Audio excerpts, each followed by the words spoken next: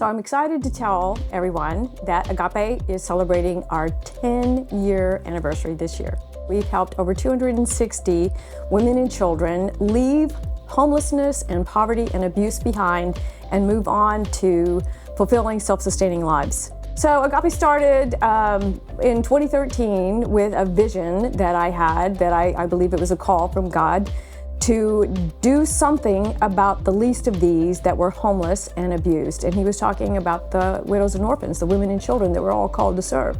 Back in 2013, when I started digging in, what I found was that there were less than 300 beds available for homeless individuals in all of Collin County.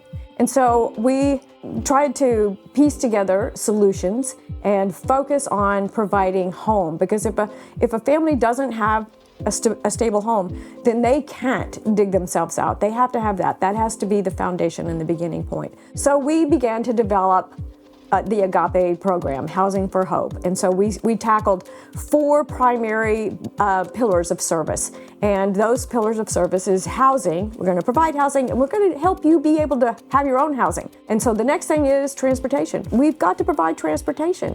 And then childcare. If you don't have childcare, then you can't work.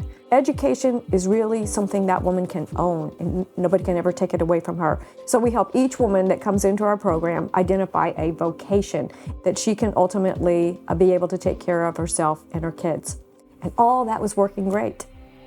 Our women were doing all those things and getting counseling to combat the trauma of abuse, and being able to graduate and move on and live within their means. And so what happened during COVID is not only did rents continue to escalate, but our women began to be in danger of being homeless again.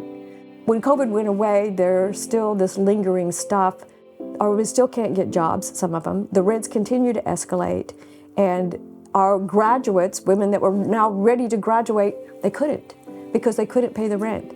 And our women that were in homes that had already graduated were still very fragile and at risk of falling into homelessness again. So we had this vision of a housing complex that would be home to our graduates and would be home to other individuals in our communities, like those that make less than area median income, sometimes 50% less, but protect and serve our communities. And so we began and embarked on the journey in 2019 to create what is now called Jericho Village.